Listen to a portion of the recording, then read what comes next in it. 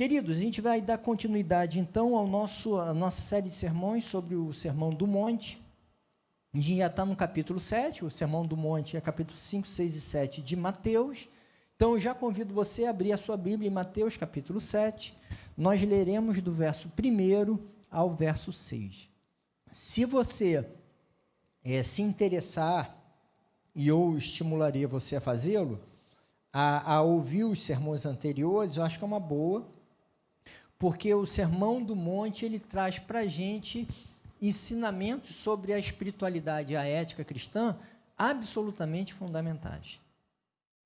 Então, Mateus capítulo 7, de 1 a 6, diz assim: não julguem para que vocês não sejam julgados, pois da mesma forma que julgarem, vocês serão julgados.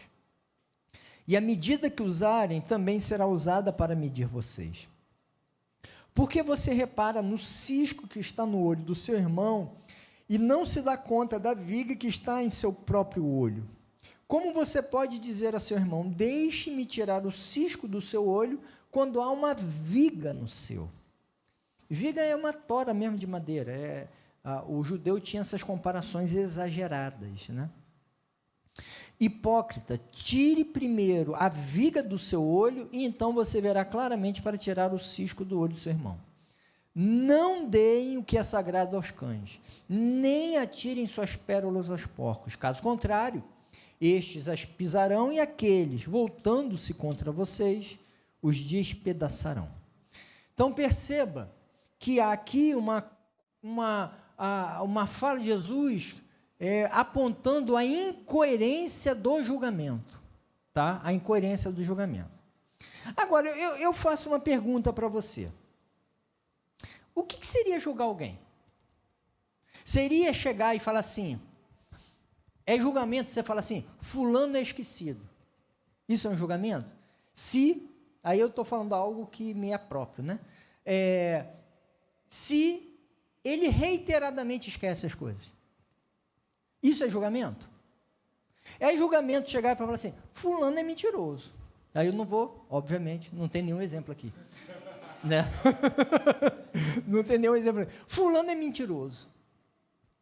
Por quê? Porque mente o tempo todo, rapaz. Mente o tempo todo. Isso é julgamento? E aí eu dei esses dois exemplos e podem ter vários outros exemplos cabíveis a isso. Seria isso julgamento? Não, não é.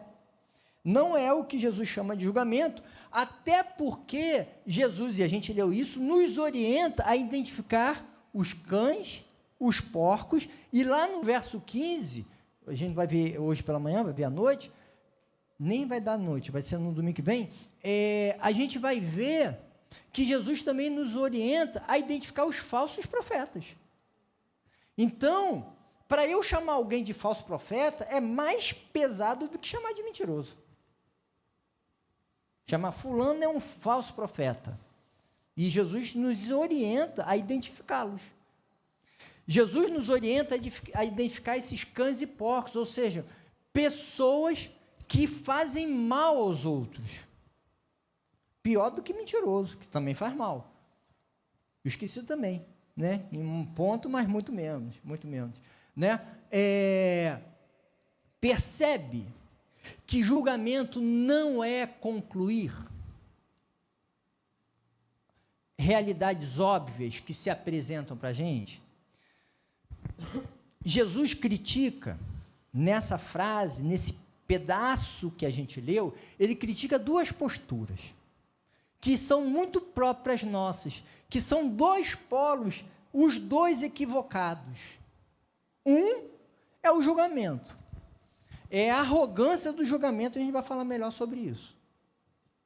E o segundo é a ingenuidade, que é um problema na vida. Ingenuidade, diante de gente marcadamente má, que produz males a quem convive com elas, e você não tem a coragem de chamá-las pelo que são. Jesus diz, olha, cão é cão, porco é porco, falso profeta é falso profeta. É a coragem de deixar de ser ingênuo e não ser usado, manipulado, conduzido, prejudicado, destruído por quem está aí para te fazer mal. Então, julgamento é um problema porque é uma arrogância. Ao mesmo lado, a ingenuidade não tem nada a ver com pureza. Ingenuidade é tolice. Gente ingênua é pessoa tola, que não amadureceu. Ingenuidade tem a ver com infantilidade, com criancice. Ingenuidade é isso. Ah, não, todo mundo é bom. Onde já se viu, gente? Ah, não, eu acredito em todo mundo. Ah, meu querido, vai crescer. Desculpem. Mas é isso, né? Vai amadurecer. Pô. Como que você acredita em todo mundo, gente? Que mundo você vive? Que mundo você vive? Então, a ingenuidade é um mal terrível. O julgamento, na sua arrogância, é um mal terrível. Tá? Os dois lados são terríveis. Então, ele critica o julgamento. O que é o julgamento? É você se colocar num patamar acima dos outros, arrogantemente, na condição de concluir sem base sobre os outros. Eu vou dar um exemplo que eu acho que esclarece isso, espero. Eu trabalhava na prefeitura do Rio, como psicólogo lá num projeto de assistência social, e aí chegou um caso para a gente, de uma mãe que tinha batido num filho, deixado marcas roxas, bateu com gosto no filho. Fala de todo mundo. Conselho tutelar, eu inclusive. Chegou uma assistente social, moradora de favela, falou assim, Remi, não fala do que você não sabe. Você já ouviu a história? Aí aquilo me deu um choque, assim, eu falei, é mesmo, né? Como que eu estou falando sem saber? Aí depois a gente foi saber da história. O garoto tinha roubado na favela, o tráfico iria puni-lo, a mãe prontamente falou assim, quem pune meu filho sou eu. Mas para ela falar para o tráfico que ela puniu, tinha que deixar marcas visíveis, e muitas marcas, porque senão, né? Então ela desceu a lenha no filho, porque é melhor ela bater do que o tráfico fazer. Então aquela surra foi um ato de amor, de preocupação, de cuidado com o filho. Eu falar sem saber, sem concluir, me colocando assim, não pode bater em filho, porque é sempre errado. Nesse momento foi certíssimo. Julgamento é eu pensar que eu posso criar uma regra para todo mundo e acabou, eu tenho como avaliar todo mundo, nem sei direito, mas já estou chegando à conclusão. Isso é julgamento. Julgamento é essa postura arrogante de pensar que você sabe o que você não sabe. E não sabendo o que você não sabe, pensar que você pode concluir sobre a vida dos outros. Entende? Isso é julgamento. E isso é absurdo. Isso é de uma tolice. É de um mal tremendo. E aí depois aí Jesus fala algo que eu acho legal demais, que ele fala assim, olha, tem mais uma coisa, meus queridos. A medida que vocês usarem para julgar os outros, vai ser a medida que vão usar para você. Aí tem muita gente que sai julgando todo mundo, e aí depois, quando os outros julgam ela fica chateada. Gente que é rigorosa, dura, implacável, já vai falando um monte de violências contra os outros. Aí, quando você comete erros, porque você vai cometê-los, e a pessoa vem sobre você com aquela mesma medida, você faz o quê? Nossa, injustiça. Mas injustiça foi o que você fez o tempo todo, agora você está colhendo o fruto daquilo que você produziu. Julgamento é incabível. É incabível porque você não sabe, você não é melhor, você não sabe do que o outro vive, você não sabe da história do outro, você não entende? E é o contrário da misericórdia e graça. Na vida a gente tem que tomar postura assim, temos. O juiz mesmo de fato que vai julgar, ele tem que julgar. Ele pega a lei, o caso, julga. Um professor em sala de aula, colou, não colou, entende? Tem que julgar, tem que concluir. Ok. Tem um dado objetivo, você tem que fazer. Agora, reconhecendo que você não é melhor e que você não sabe todos os casos. Sabe aquela frase que não faz nenhum sentido? Eu sei o que ele está vivendo. Eu já passei por isso, eu sei. Passou nada. Ninguém passa a mesma coisa que o outro, gente.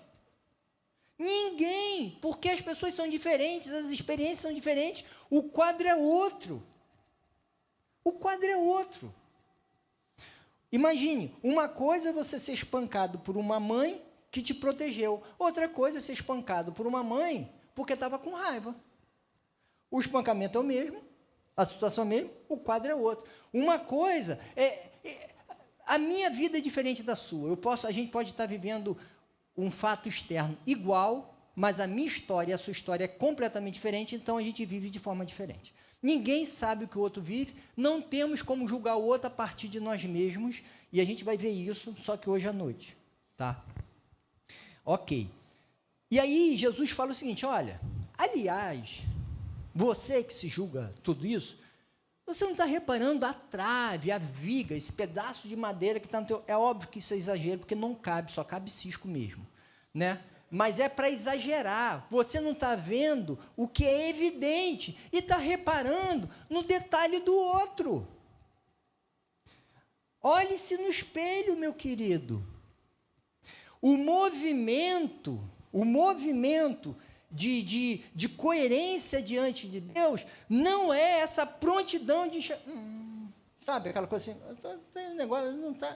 Não, a prontidão no reino de Deus é o espelho. Sou eu olhar para mim. E vou te dizer, se você olhar para você, você tem tarefa para lá de uma vida para melhorar. Entendeu? Todos nós. Para lá de uma vida. Bota aí 100 anos na frente e não vai dar tempo. A gente tem muita coisa a aperfeiçoar, melhorar. Há muita ruindade em nós, defeitos, muita coisa. E um dos caminhos que a gente faz arrogantemente é olhar para os outros e falar, olha o defeito ali, para a gente não olhar o nosso. Não é isso que a gente faz? Rapaz, fulano, hein? Fulano, ele é um desequilibrado no dinheiro, na fala, seja o que for. Porque a gente não quer ver que a nossa fala também não foi boa. Eu não estou falando que eu não vou chegar e falar assim, fulano foi desequilibrado na fala, fulano é chato, fulano é inconveniente aqui, fulano é errado ali, porque as mostras estão ali. Eu só quero dizer que eu tenho muito mais a olhar para mim do que para os outros. Dizem que a maior diversão que existe é falar mal dos outros. Né? Isso toma tempo numa conversa e que você consegue ficar falando mal dos outros durante muito tempo. Muito tempo.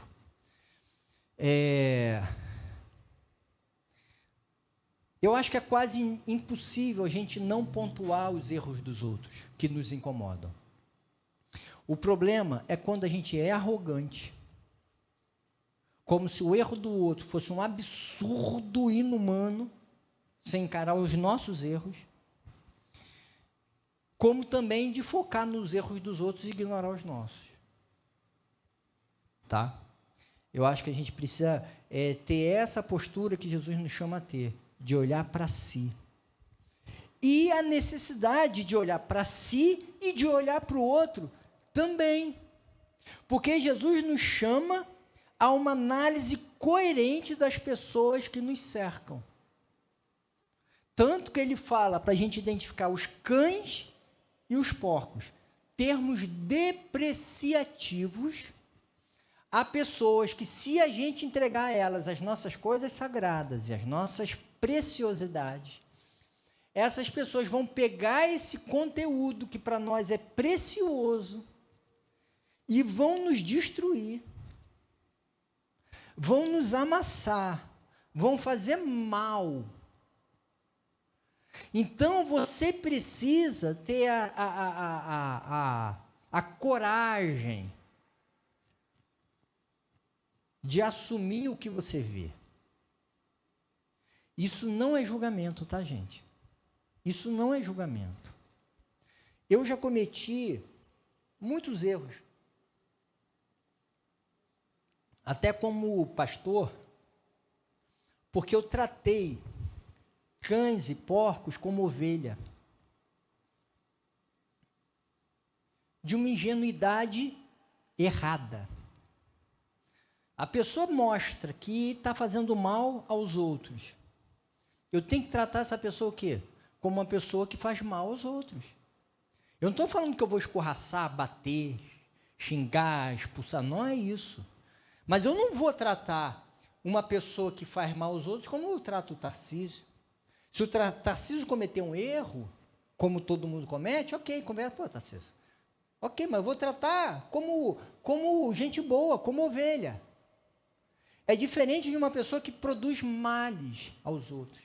Eu não posso tratar da mesma forma. Por quê? Porque as pessoas são diferentes. É isso que Jesus está falando. Eu não julgo, mas eu não deixo de concluir. Entende que são duas questões diferentes? E o problema é que a gente tem, falta-nos coragem para deixar de concluir, e sobra em nós arrogância para julgar. A gente deveria ter mais humildade para deixar de julgar e mais coragem para concluir. Por quê? Porque se você permitir que algumas pessoas participem da sua vida, ele vai destruir coisas preciosas para você. Entende? E cabe a você falar assim, com cão e com porco, eu falo oi, sou gentil, sou amável, se ele precisar de ajuda, eu ajudo, vou lá, volto. Com pessoas assim, eu me protejo. E eu coloco para elas, não as coisas que me são sagradas, preciosas, a minha vida, não. Eu coloco uma coisinha ali. Porque se eu colocar muito, ela me destrói. Se eu abrir meu coração, ela vai usar isso contra mim. Se eu abrir a minha casa, ela vai fazer alguma coisa contra mim. De intriga. Se a gente permitir que uma pessoa assim circule com toda a liberdade dentro da igreja, vai produzir males, os mais diversos. E as histórias são múltiplas, sabe? São inúmeras sobre isso. Então, perceba, e com isso eu concluo, todos nós temos uma tarefa de aprender a olhar para si e aprender a olhar para o outro. Jesus Cristo, a espiritualidade cristã, a partir do olhar que a gente tem a Deus, a partir da comunhão com Deus, e aí os capítulos anteriores são absolutamente fundamentais para isso, do que a gente falou, precisa produzir em nós a humildade para não nos arrogarmos como sujeitos que sabem o que não sabem, pessoas que são melhores do que os outros. E cristão é danado para isso. Você sabe disso? E quando eu chamo de cristão, estou falando cristão, estou falando de você e de mim. A gente é danado para isso. Ao mesmo tempo, a gente precisa da orientação do Espírito, da sabedoria, de deixarmos de ser ingênuos e termos a coragem de assumir. Eu tenho alguns nomes na cabeça, não vou falar não, mas eu teria. Gente que criticava teologia da prosperidade, a teologia da prosperidade. Começou a ser bancada por um teólogo da prosperidade, começou a falar bem. O sujeito fala mal de político A. O político A consegue algumas coisas e começa a falar bem. Aí depois fala mal de candidato. O candidato ganha e ele fala bem. Meu querido, o nome disso é o quê? É picareta. Desonesto, não é? Porque a gente tem dificuldade de dizer, e às vezes a gente quer pegar gente assim para servir de referência para a gente. Entende como que isso é perigoso? Eu sei que é muito chato chegar para alguém e falar assim, isso aí é falso profeta. No caso nosso, falso pastor. É chato, não é? É desagradável. Quem quer ter essa tarefa? Porque é uma tarefa, né? Ninguém quer ter. Mas se você não tiver, você está indo contra o que Jesus orientou. Se você não tiver coragem para falar assim, esse sujeito, não precisa chamar de porco ou de cão, é o modo de dizer da época, mas esse sujeito é prejudicial. Se você não tiver a coragem de falar isso, e se preservar, proteger a si e as pessoas, saiba, isso é uma tarefa dura. Mas se você não fizer, você está negando os ensinos de Jesus para a tua vida. Ser cristão inclui não somente essa coisa boa de, vamos amar, cuidar, ajudar, mas também a tarefa dura, cansativa, que gera embate, de nomear, não vou falar, vamos falar no microfone para todo mundo, não. Mas vamos falar para as pessoas que não, segue esse cara não, porque esse sujeito, entende? Não se relaciona com essa pessoa não, porque essa pessoa, a gente precisa assumir isso. Precisamos assumir isso. Agora, novamente, depois de olhar para a gente, né, todo esse processo, não ser arrogante, e vou ser muito honesto com vocês, a gente vai errar um monte nisso daí. Se você não assumir e tentar perceber, você já vai errar porque você está querendo tratar todo mundo igual. Isso só a criança. Na vida de adulto a gente não pode fazer isso. Que Deus te dê sabedoria, te dê coragem, mansidão, generosidade com os erros dos outros. Por isso, primeiro olhar para si com honestidade, aí a gente passa a ser generoso com a gente e com o outro. Agora, saiba que a tarefa inclui tudo isso. Não ser arrogante, mas concluir. Concluir baseado em quê? Nos fatos. Não nas imaginações. Não nas minhas elucubrações. Não, fulano é um desonesto, por quê? Porque ele pensa diferente de mim. Aí não é, né? Ele só pensa diferente, ele não é desonesto, ele só pensa diferente. Tá? Então, que Deus nos dê sabedoria. Teria um monte de coisa para falar aqui, teria um monte de coisa para vocês perguntarem e a gente trocar, mas eu espero que o que eu tenha falado tenha ficado razoavelmente claro. Se ficou dúvidas, pode me perguntar, tá? Pode perguntar que a gente desenvolve isso melhor. Tá bom? Que Deus nos abençoe. E que em tudo e sempre seja a graça que nos oriente. Cristão é orientado pela misericórdia sempre.